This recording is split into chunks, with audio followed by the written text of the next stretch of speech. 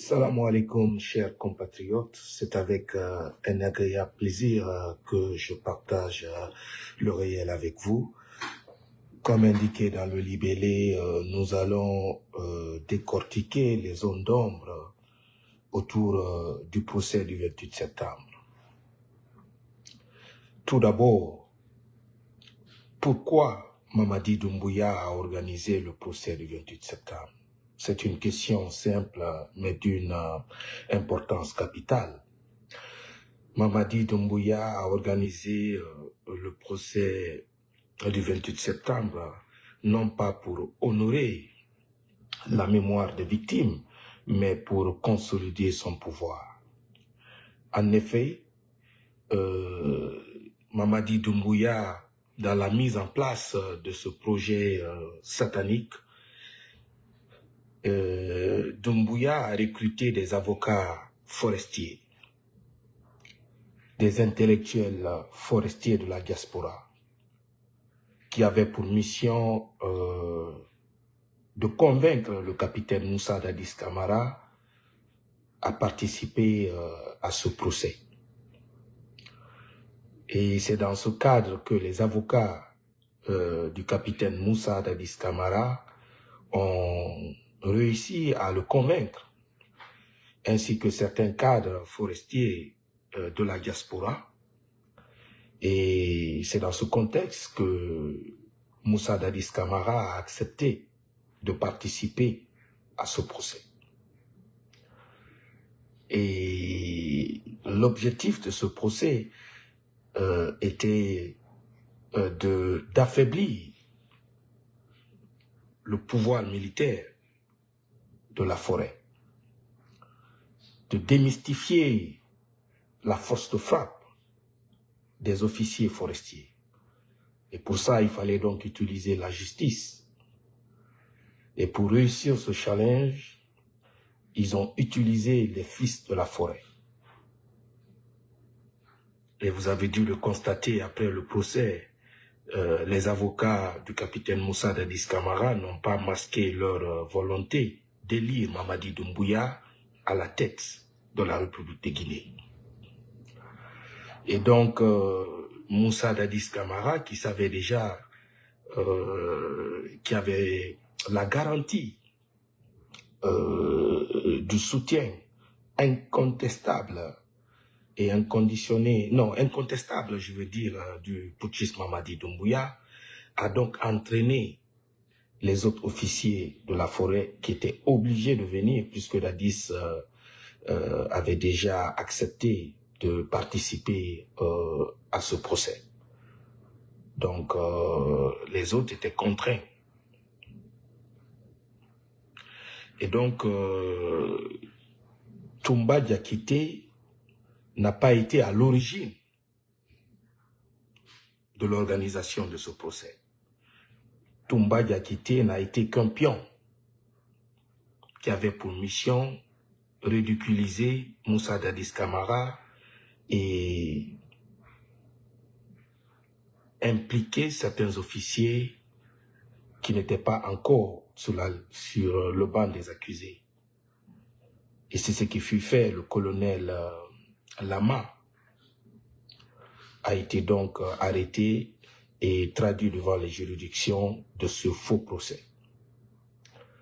Mais ce que Toumba Diakité avait oublié, c'est que il avait signé un pacte avec un diable, un prêtre qui n'a jamais respecté ses engagements.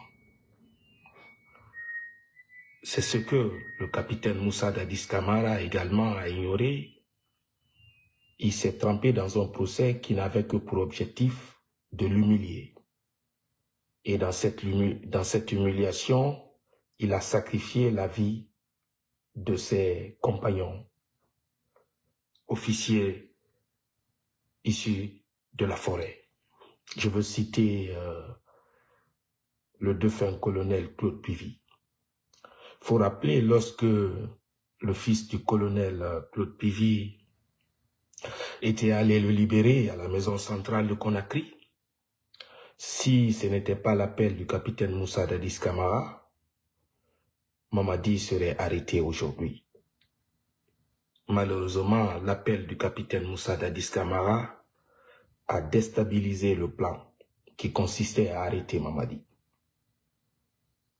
Et à cause de cet appel, il y a eu beaucoup de jeunes forestiers qui sont morts.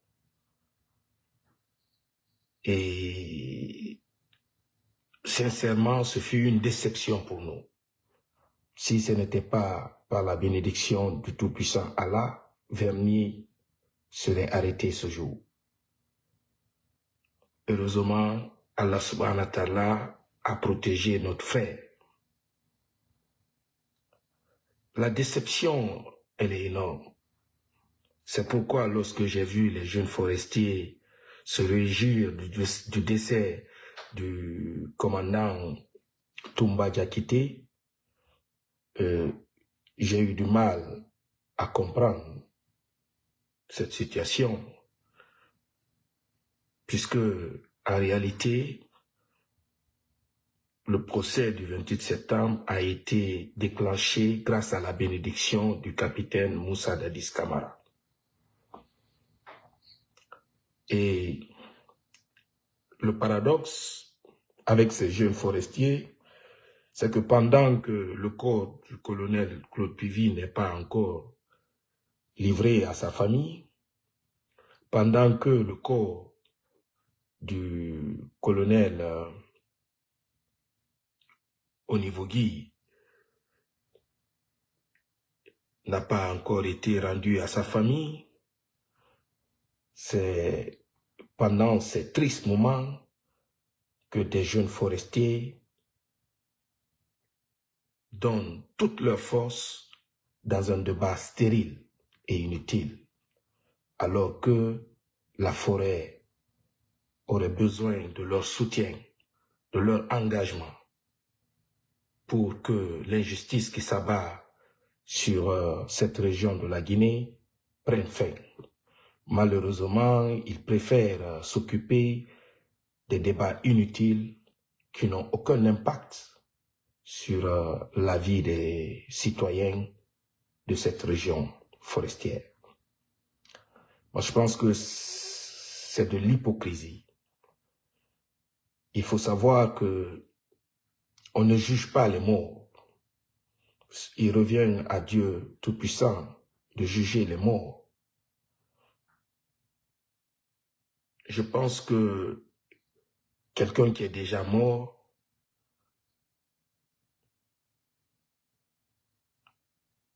doit au moins obtenir la compassion, car tout ce qui n'a pas été dit à son vivant ne saurait l'impacter là où il est. J'aurais compris la révolte des jeunes forestiers si cela se faisait pendant le procès, pendant que Toumba était en vie. J'aurais compris cette révolte si elle s'était engagée pendant que Claude Pivy était injustement emprisonné, pendant que Dadis Camara lui-même était maltraité à la prison. Si ces jeunes forestiers s'étaient rebellés à cette époque, on aurait compris et on aurait soutenu la dynamique. Mais ce n'est pas après tout ce procès, et ce n'est pas après la mort du commandant Toumba qu'il faille se mobiliser contre un cadavre. Toumba est mort. Donc je pense que la raison voudrait qu'on oublie les morts et qu'on se concentre sur les vivants. Et malgré tout ce que fut Toumba, sa communauté, ses amis et ses sympathisants ont prouvé qu'il avait un soutien. La question est de savoir, vous, jeunes forestiers, vous qui vous indignez, qu'avez-vous fait pour vos proches? Qu'avez-vous fait pour le colonel Claude Pivy? à la mort du colonel Claude Pivy, personne d'entre vous n'est sorti pour dire à Mamadi, merde, pour dénoncer l'assassinat de notre frère. Combien de milliers de jeunes forestiers sont tués? Avez-vous levé le petit doigt? Avez-vous apporté votre soutien? Non. Vous avez plutôt végété dans la compromission. Vous vous êtes attaqué à des gens comme moi qui défendent l'honneur de nos compatriotes forestiers. Vous avez plutôt dit que c'était la volonté de Dieu. Personne d'entre vous n'a souhaité ses condoléances à la famille du colonel Claude Pivy. Aujourd'hui, Verny Pivy est recherché par toute une armée. Personne d'entre vous ne lève le petit doigt pour l'aider dans sa lutte.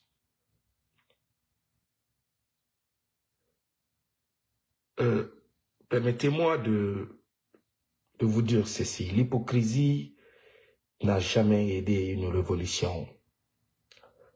Et moi, je n'en veux pas à Toumba Diakité, j'en veux plutôt à Dadis Camara, parce que s'il n'avait pas accepté de venir à ce procès, il n'y aurait pas eu ce procès.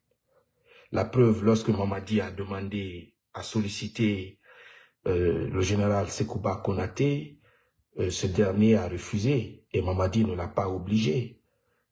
Alors pourquoi Dadis a accepté d'assister à ce procès? Ce n'est pas sous son règne, uniquement sous son règne qu'il y a eu des morts. Surtout si celui qui le juge est encore plus criminel que lui. Moi, je pense que c'est l'hypocrisie des forestiers, y compris Dadis Camara, qui nous a conduit à tout ça. Si Pivy est mort, c'est parce que Dadis Camara a été complaisant. Si le colonel Bilivogui est mort, c'est parce que Dadis Camara a été complaisant. Et il faut comprendre que Toumba Diakité et Mamadi Doumbouya étaient des complices. Ils étaient des complices jusqu'au jour où Toumba Diakité s'est rendu compte qu'il devait prendre ses responsabilités. Mais malheureusement, c'était trop tard. Il avait déjà fini de donner beaucoup d'informations à Mamadi Doumbouya et Doumbouya n'avait plus besoin de lui et il était temps pour lui de se débarrasser de lui. Et c'est ce qui fut fait. C'est un signal fort qui s'adresse à tous ceux qui soutiennent Mamadi Doumbouya. Remarquez, tous ceux qui ont aidé Doumbouya, Doumbouya les a tués. Soit il les a mis en prison, soit il les a tués. Doumbouya recevait Toumba. Et grâce à Toumba, Doumbouya a eu une certaine connaissance sur l'armée guinéenne, surtout sur les jeunes officiers. Grâce à Toumba, Doumbouya a réussi à mettre en place une force qui le ressemble. Mais malgré tout, Doumbouya l'a tué. Sadiba Koulibaly a donné tout ce qu'il pouvait pour l'intérêt du CNRD, mais au finish, il a été tué.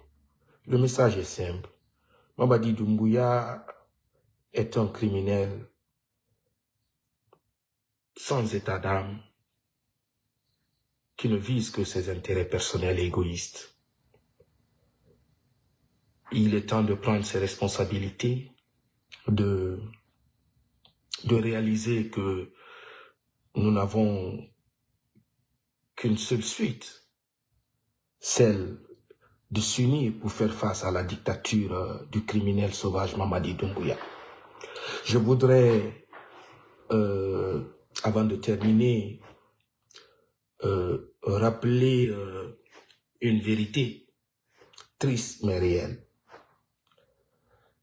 Certes, les armes font la loi, mais derrière le marasme des armes se trouve la complicité et la complaisance de l'élite civile qui a démissionné, qui a préféré des mignettes pour servir une dictature sanglante et sauvage.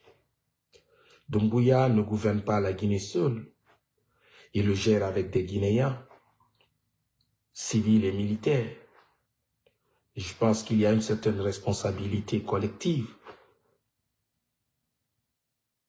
Et c'est pourquoi chaque Guinéen, surtout pour ceux qui soutiennent Doumbouya, doivent s'inspirer de la tragédie Toumba, de la tragédie Sadiba, de tous ces anciens éléments des forces spéciales qui ont été tués ou écartés. Vous devez comprendre définitivement que Doumbouya est un ingrat. Doumbouya est un homme qui ne respecte pas sa parole.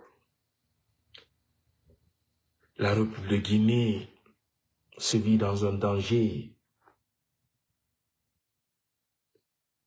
implacable.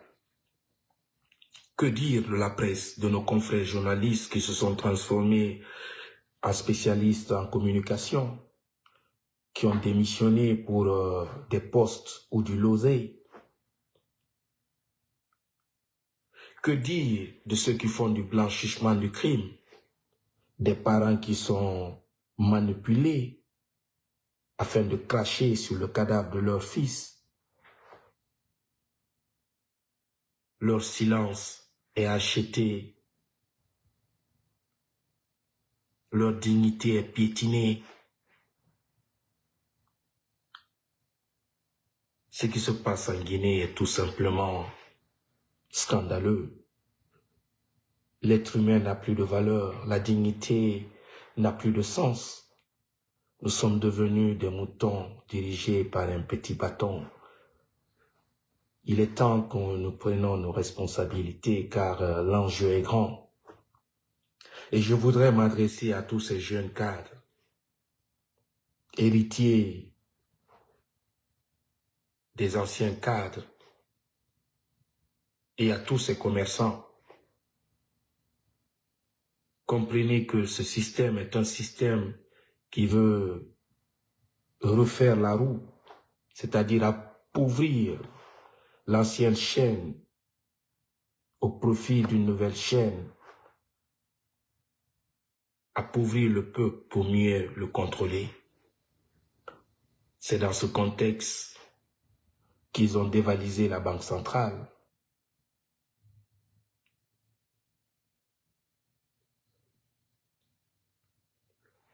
Il faut comprendre que Doumbouya est déterminé. Il est déterminé dans sa boulimie de pouvoir. Et que personne ne se leurre. Seule la force évincera cette dictature sauvage. Je voudrais ici m'adresser aux jeunes de la forêt. Vous devez arrêter votre hypocrisie.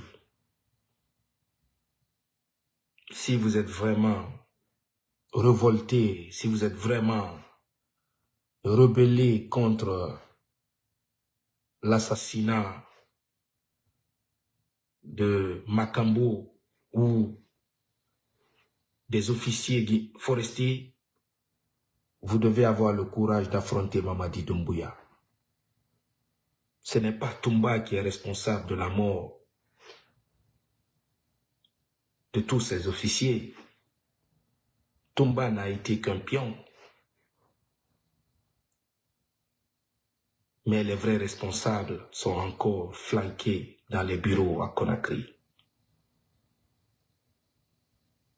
Moi, personnellement, je ne vais pas m'attaquer à un cadavre. Car pour l'instant, nous avons un problème plus concret.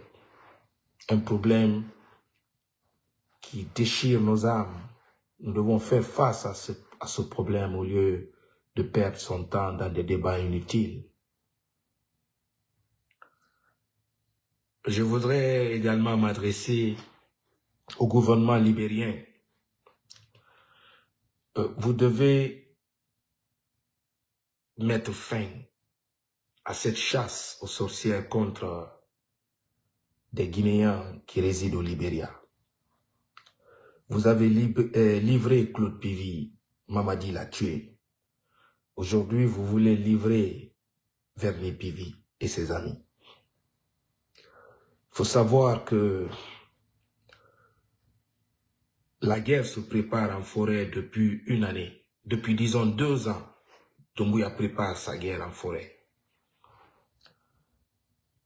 En novembre 2024, Doumbouya avait déjà envoyé du renseignement.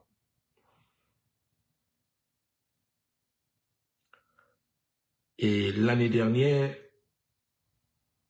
Doumbouya avait déployé du matériel lourd. Doumbouya avait installé un PC. Et il y a de cela quelque temps, nous avons vu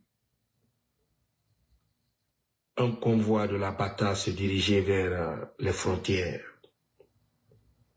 Ce n'est que la suite logique de cette guerre engagée contre les commandos invisibles. Et le gouvernement libérien doit éviter de s'engager dans ce crime d'État, parce que c'est un crime d'État. Des arrestations extrajudiciaires pour servir une boulimie de pouvoir ne doit pas être le rôle d'un gouvernement. Et le peuple du Libéria doit comprendre que contribuer à ce plan machiavélique, c'est mettre leur propre pays en danger, parce que si Doumbouya réussit dans sa force, il s'attaquera demain au Libéria. Déjà, il n'est pas bien installé, il commence à sortir ses griffes contre nos voisins.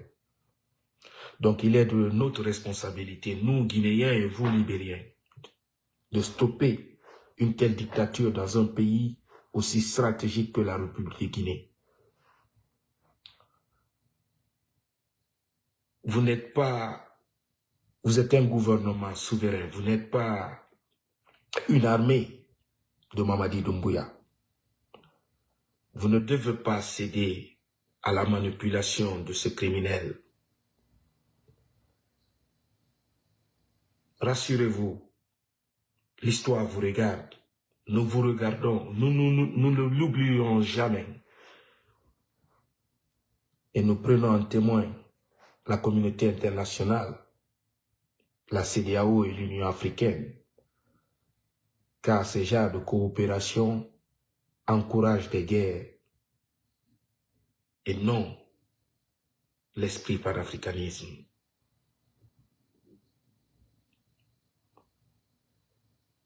Chers compatriotes, mesdames et messieurs, Doumbouya prépare une guerre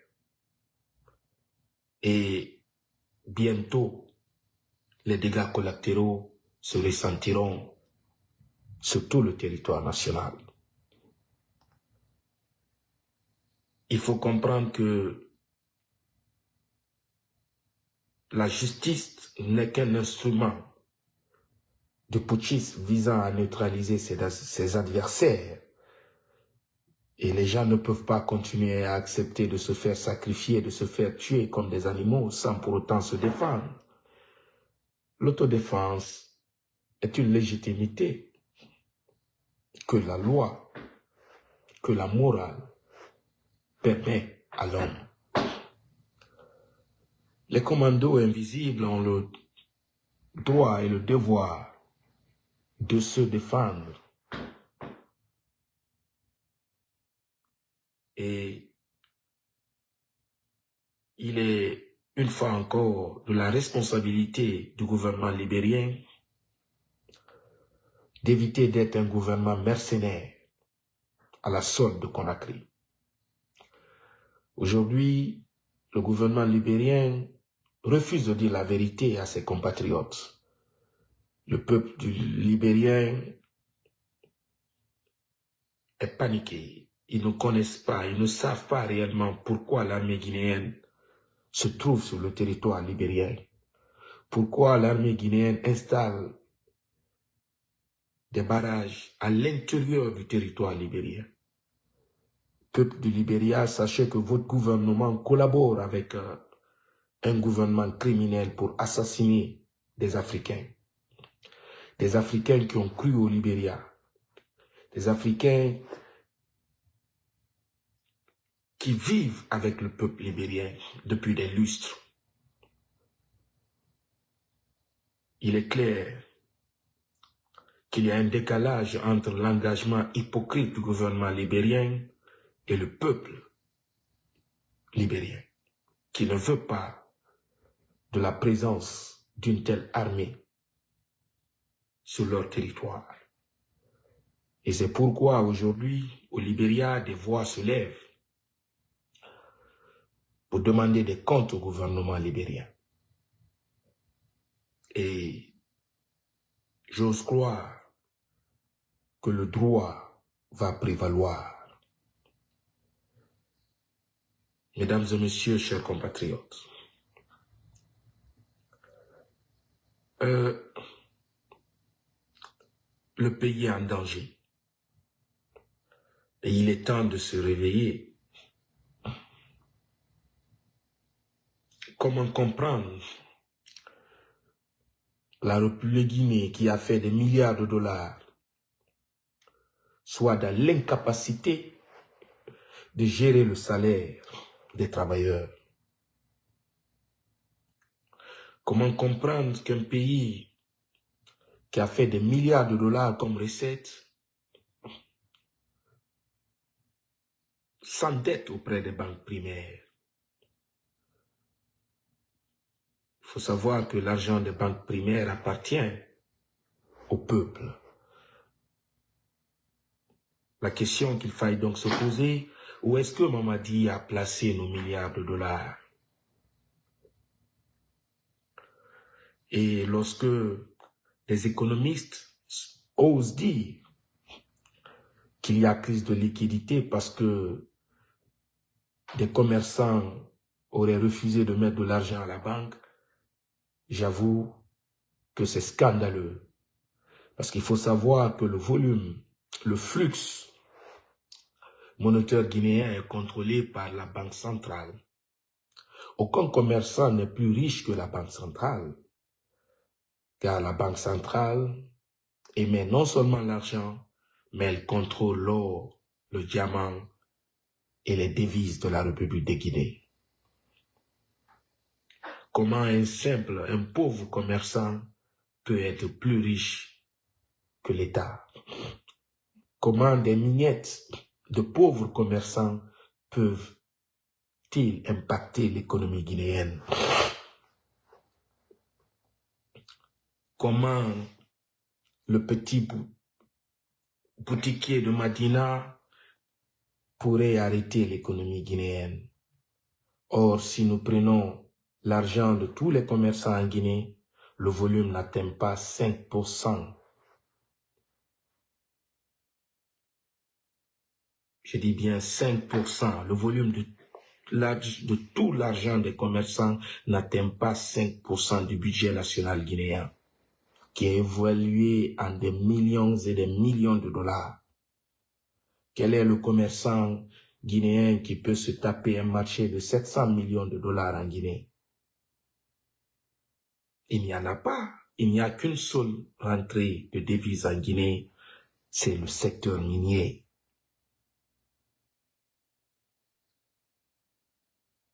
La Guinée ne peut pas galérer de devises.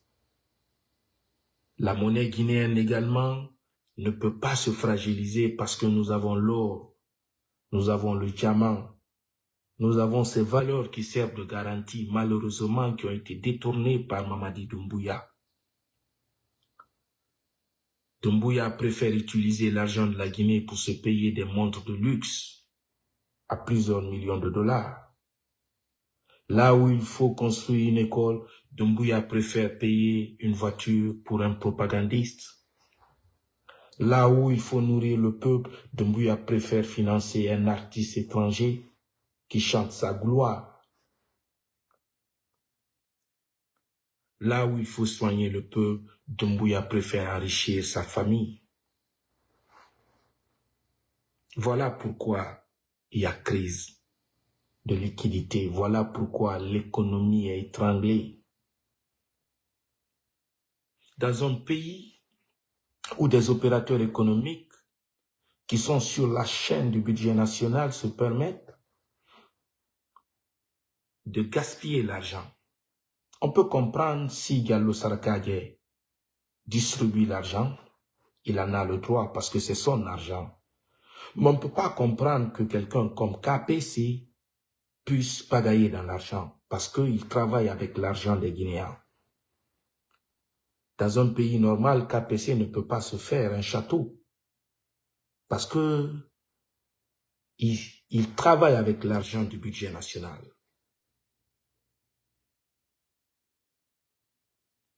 Dans un pays qui se respecte, KPC devait se mettre à carreau. Ce n'est pas un homme riche, c'est un homme qui fait du blanchiment d'argent. L'argent du contribuable guinéen qu'il blanchit pour enrichir les membres du gouvernement.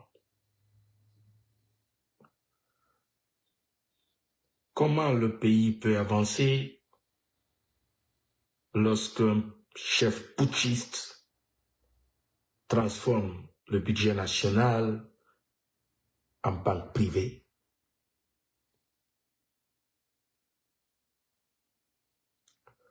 Je voudrais m'adresser au grand imam de la mosquée Faisal de Conakry. Cher imam, il n'y a plus de débat, il n'y a plus de question à savoir qui tue en Guinée. Nous savons qui tue en Guinée. La morale voudrait, en tant que représentant direct de Dieu en Guinée, d'oser dire la vérité à Mamadi Doumbouya. Vous ne pouvez pas continuer à faire prier un criminel, car c'est souiller la religion musulmane. Normalement, un tel chef, on doit l'interdire la mosquée Faisal, parce que sa présence pollue l'honneur de la religion. Vous ne devez pas accepter de faire prier un tel criminel.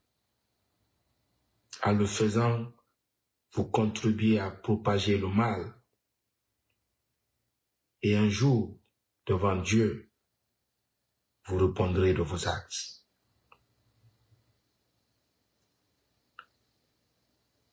Il faut avoir le courage de dire la vérité lorsqu'on est représentant de Dieu. Vous avez vu Monseigneur Vincent Koulibaly qui a démissionné parce que il ne se sentait plus dans la dynamique de servir Dieu. Il a senti une soumission à un homme et au nom du sacro-saint de la religion, il a démissionné. C'est ce que vous devez faire, cher imam. On ne peut pas continuer à tuer vos compatriotes, à kidnapper des vieilles, des vieux, des enfants, et que vous offrez une place au bourreau de tous ces compatriotes. Vous n'êtes pas le serviteur du pouvoir, vous êtes le serviteur de Yallah subhanahu wa ta'ala.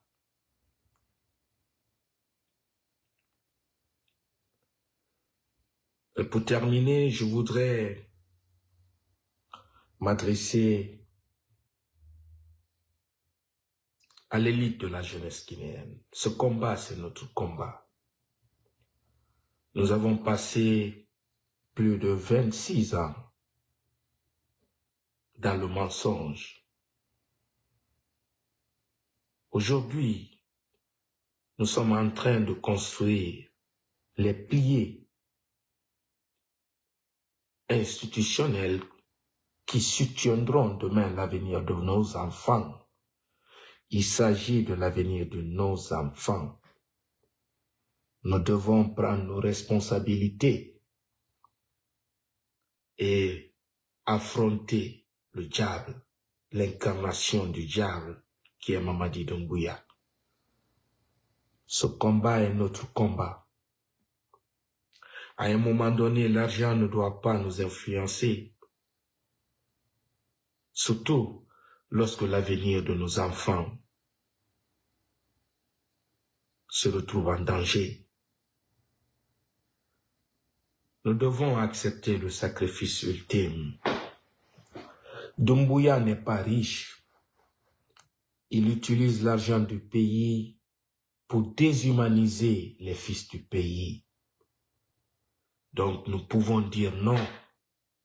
Un décret qui ne construit pas, un décret qui n'honore pas, un décret qui vous ôte votre dignité ne mérite pas d'être accepté. Voulez-vous finir comme Moussa Condé, l'ancien patron de la communication de la DCI, qui a été élevé et humilié à jamais? Nous sommes jeunes, tout bonheur qui vise à nous déshumaniser, à tuer notre carrière. Nous devons dire non à ce genre de décret. Car dans la santé et la longévité, nous avons encore beaucoup d'années à vivre. Inch'Allah. Mesdames et messieurs, chers compatriotes, Toumba Diakité est mort et ne reviendra plus. Si vous n'avez pas pu le combattre hier, ce n'est pas aujourd'hui que vous allez le combattre. Aujourd'hui, nous avons un seul adversaire qui est Mamadi Doumbouya, le catalyseur de toutes les divisions, de tous les crimes, de toute la gabegie financière qui s'abat sur la République de Guinée, et non les cadavres, car les cadavres sont déjà sous terre. Si vous êtes véridique, demandez à Doumbouya de vous rendre le corps de Claude Puvis. Si vous êtes digne de la forêt, demandez à Doumbouya de vous rendre le corps du colonel Onivogui. Si vous êtes véridique, demandez à Doumbouya d'arrêter de tuer vos frères. Si vous êtes véridique, demandez à Doumbouya d'arrêter Sekouba Konaté. Si vous êtes véridique, faites face aux vrais défis et arrêtez ce faux fuyant. Mesdames et messieurs, chers compatriotes, l'heure est grave. Chacun doit s'y mettre pour l'intérêt supérieur de la République. Je vous remercie et que Yallah subhanahu wa ta'ala protège notre pays.